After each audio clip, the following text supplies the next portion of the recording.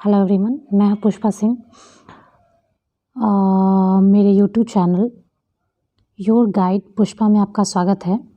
हम लोग प्रधान शिक्षक की बहाली के लिए फ़िलहाल डीएलएड वाला पोर्शन देख रहे हैं। उसमें अभी मैं बता चुकी हूँ इससे पहले पार्ट 1 वाले वीडियो में कि परिवार का क्या क्या कार्य है, क्या क्या विशेषताएँ हैं, और अब हम लोग देखने जा रहे हैं कि बालक के विकास में परिवार का क्या योगदान होता है।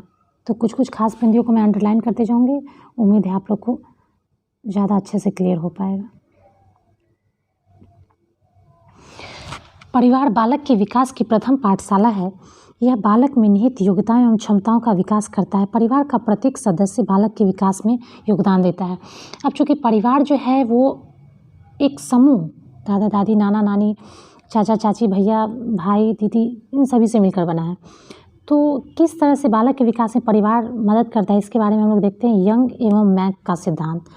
यंग एवं मैक महोदय का कहना है कि परिवार सबसे पुराना मौलिक मानव समूह है। परिवार ढांचे का विशिष्ट रूप एक समाज से दूसरे समाज में भिन्न हो सकता है और पर सब जगह परिवार के मुख्य कार्य है बच्चों का पालन करना।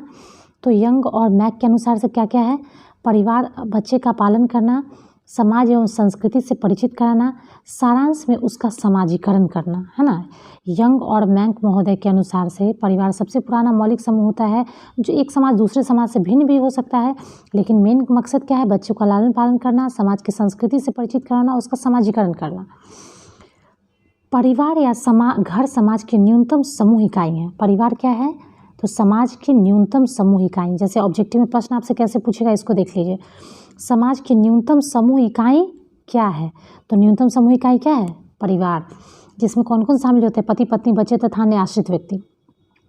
अब यंग एवं मैक के बाद अब क्लियर महोदय का देखते हैं। क्लियर ने लिखा है, परिवार संबंधों की वह व्यवस्था है जो माता पिता तथा संतानों के मध्य की जाती है ना, मध्य पाई जाती है। माता पिता संतानों के मध्य जो पाई जाती है वो क्या कहलाता है? माता पिता और संतानों के मध्य जो संबंध पाया जाता है उसी को क्लियर महोदय ने लिखा है कि क्लियर महोदय क्या कहे? परिवार माता पिता और संतानों के मध्य जो संबंध पाया जाता है वही परिवार होता है। और यंग और मैक महोदय क्या कहते हैं? बच्चों का लालन पालन करना, समाज की संस्कृति से पहचान कराना और समाजीकरण करना। ये यंग और मैक के अनुसार से परिवार जो है उसके बारे में बताया गया। अब हम लोग देखते हैं परिवार का बाल विकास पर प्रभाव। परिवार का बाल विकास पर क्या प्रभाव पड़ता है उसको देखते हैं। मॉन्टेस्री ने बालकों के विकास के लिए परिवार के वातावरण और परिस्थिति को महत्वपूर्ण माना है। अब देखिए, यहाँ ऑब्जेक्टिव क्वेश्चन आपका इस तरह से राइज करेगा कि वातावरण और परिस्थिति को महत्वपूर्ण किसने माना है? बालकों के विकास के लिए परिवार का वातावरण और परिस्थिति को महत्वपूर्ण किसने माना है? मॉन्टेसरी ने, है ना। उन्होंने विद्यालय को बचपन का घर, हाउस ऑफ चाइल्डहुड कहा है। रेमंड के अनुसार, रेमंड महोदय क्या, मॉन्टेसरी कहते हैं परिवार का वातावरण और परिस्थिति महत्वपूर्ण है। रेमंड क्या कहते हैं? घर ही वह स्थान है जहाँ उनमें महान गुण उत्पन्न होता है जिसकी सामान्य विशेषता सहानुभूति है। घर में घनिष्ठ प्रेम की भावनाओं का विकास होता है। वहीं बालक उदारता, अनुदारता, निस्वार्थ और स्वार्थ, न्याय और अन्याय, सत्य और असत्य, परिश्रम, आलस्य में अंतर सीखता है ना। अब ये चीज़ हमारा हो गया। देखते हैं, घर बालक की प्रथम पाठशाला है। पर घर या परिवार का प्रभाव कैसे पड़ता है बालक पे, तो उसके बारे में चूंकि हम लोग का पॉइंट ही है। मॉन्टेस्री का कहना है कि वातावरण, परिवार का वातावरण परिस्थिति महत्वपूर्ण माना गया। रेमंड का कहना है कि घनिष्ठ प्रेम, न्याय अन्याय, स्वार्थ निस्वार्थ, सत्य असत्य, सब बच्चा परिवार से ही सीखता है।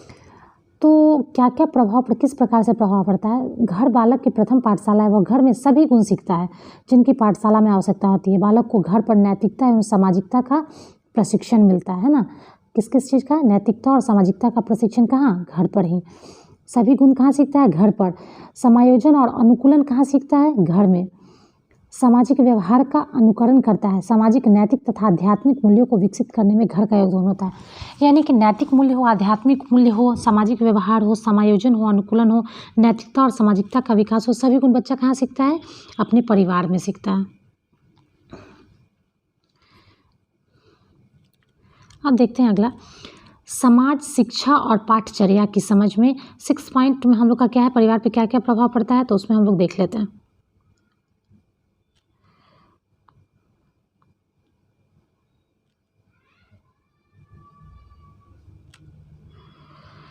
उत्तम आदतों एवं चरित्र के विकास में मदद करता है, अभिरुचि प्रवृत्तियों का विकास करता है, बालक में व्यक्तित्वता का विकास करता है, प्रेम की शिक्षा मिलती है, परिवार से सहयोग, परोपकार, कर्तव्य पालन, ये सारा गुण परिवार से सीखता है।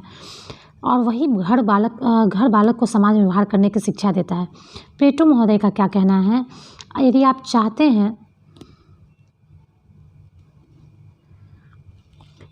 चाहते हैं कि बालक सुंदर वस्तुओं की प्रशंसा और उसके चारों सुंदर वस्तुएं प्रस्तुत की जाए, है ना, यदि बालक सुंदर वस्तुओं की प्रशंसा और निर्माण करे तो उसके चारों सुंदर वस्तुएं प्रस्तुत करनी होंगी। प्लेटो के अनुसार से बाल विकास में बच्चों एवं बड़ों के आपसी संबंध कैसे होना चाहिए, तो इसके बारे में देखते हैं। बालक परिवार से निकलकर एक दूसरे के समूह तथा मित्र मंडली में जाकर खेलता है, जिससे बालक के संबंध बनाने के साथ साथ समूह मित्र मंडली का प्रभाव ही पड़ता है। जितना बच्चा बाहर के पर्यावरण से इंटरेक्ट करेगा उतना वो बाहर के वातावरण से प्रभावित भी होगा। बच्चों में चूँकि अनुकरण करने की आदत पाई जाती है, इससे समुदाय के व्यक्ति में जिस प्रकार की आदतें होंगी उसका प्रत्यक्ष प्रभाव बच्चों पर भी अवश्य पड़ता है। बाल विकास पर बड़े एवं मित्र समूह के संबंध का प्रभाव निम्न प्रकार से पड़ता है। शारीरिक विकास का प्रभाव, तो जिस समुदायों में शारीरिक विकास को महत्व देने वाले व्यक्ति निवास करते होंगे, उस समुदाय में बच्चों के शारीरिक विकास को महत्व देने वाले निवास करते होंगे, तो वहाँ पर बच्चा का शारीरिक विकास तीव्र गति से होगा। यानी कि बच्चा शारीरिक विकास पर प्रभाव करने वाले व्यक्ति होंगे तो वो अच्छे ढंग से सभी खाना खाएगा, सभी तरह का खान पान व्यवहार में लाएगा, तो इन सारी चीज़ों को वो अपनाएगा। और फिर बच्चा जो है मानसिक विकास पर किस प्रकार प्रभाव पड़ता है, तो बालक जिस समूह में रहता है उसका मानसिक विकास का प्रभाव बालक पर भी पड़ता है, जिससे बच्चों में चिंतन व तर्क शक्ति का विकास होता है। यदि अच्छे सोच वाले लोगों के साथ बच्चा है तो उसका बातचीत करने का तरीका, सांस्कृतिक कार्यक्रम करने का तरीका, चिंतन शक्ति, तर्क शक्ति पर विकास पड़ता है। उस समुदाय के बच्चों का मानसिक विकास फिर तीव्र गति से होता है। बाल विकास में बच्चों के आपसी संबंध, तो बाल विकास में बच्चों का बड़ों के साथ आपसी संबंध में क्या, शारीरिक विकास पर प्रभाव पड़ता है, बड़ों के साथ रहने पर मानसिक विकास पर प्रभाव, संवेगात्मक विकास, भाषाई विकास पर प्रभाव, सामाजिक विकास पर प्रभाव, नैतिक और चारित्रिक विकास पर प्रभाव, सृजनात्मकता का प्रभाव, शैक्षिक विकास पर प्रभाव। यानी कि एक तरह से कहें तो इस सारी चीज़ों को समावेशन है, शारीरिक, मानसिक, संज्ञानात्मक, भाषाई, सामाजिक, नैतिक, सृजनात्मक और शैक्षिक विकास पर प्रभाव पड़ता है। अब हम लोग देखते हैं कि बच्चा का तो हम लोग देख चुके मानसिक और शारीरिक पर प्रभाव पड़ता है। संवेगात्मक विकास का भी प्रभाव पड़ता है कि यदि संगी संबंधियों के जिस तरह से हमेशा वाद विवाद कलह करते देखता है तो वो बच्चा भी उसी तरह से कलह करेगा, और यदि देखता है प्रेम से रहते हुए तो प्रेम से रहेगा। क्रोधी व्यक्ति को देखता है, चिंतित रहने वाले व्यक्ति को देखता है तो उसी तरह का प्रभाव उस पर पड़ता है। भाषाई विकास का प्रभाव, समुदायों में जिस तरह की भाषा का जो दोष उत्पन्न होता है वो बच्चा उसको स्पष्ट रूप से सीख जाता है। जैसे राजस्थान के पश्चिमी क्षेत्रों में क को कै तथा ख को खे बोलना समुदाय के प्रभाव को प्रदर्शित करता है। जिस समुदाय में भाषागत शुद्धता एवं स्पष्ट उच्चारण को ध्यान में रखा जाता है उसके बच्चे भी शुद्ध आचरण और स्पष्ट भाषा का प्रयोग करते हैं। तो शारीरिक, मानसिक, संवेगात्मक विकास पर बच्चे का प्रभाव पड़ रहा है। भाषाई विकास भी देखिए कैसे भाषाई विकास प्रभावित होता है परिवार में रहने पे। सामाजिक विकास पर प्रभाव, सामाजिक व्यवस्था में हम जानते हैं कि आदर्श और प्रतिमान बालकों के दृष्टिकोण का निर्माण करते हैं। जिस समुदाय में व्यक्ति सामाजिक गुणों से युक्त होते हैं तथा प्रेम व सहयोग की भावना से परस्पर व्यवहार करते हैं उसमें बच्चा भी आदर्श स्वरूप को ही ग्रहण करता है। नैतिक विकास पर भी प्रभाव पड़ता है। यदि घर में या समुदाय में, समाज में चोर डाकू है, शराब पीने वाला व्यक्ति है तो उसी तरह का उसका चोरी करने वाला गुण आ जाएगा। यदि अच्छे चरित्र का व्यक्ति है, नैतिक चरित्र से चरित्रवान व्यक्ति है तो बच्चे का उस पर पॉजिटिव असर पड़ेगा और बच्चा भी चरित्रवान बनेगा, है ना। तो सामुदायिक चारित्रिक और नैतिक विकास का निर्धारण करता है। सृजनात्मकता का प्रभाव, जिस समुदाय में सृजन संबंधी व्यवसाय को अपनाने वाले व्यक्तियों का बाहुल्य होगा, है ना, नए नए आविष्कार करना, नए नए खोज करना, चित्र बनाना, हस्त कौशल, तो इन सारे बच्चों को बच्चा शीघ्र ही सीख लेता है क्योंकि अधिकांश समय बच्चा जिस कार्य को देखता है उसको सीखने में कम समय लगता है। शैक्षणिक विकास पर प्रभाव,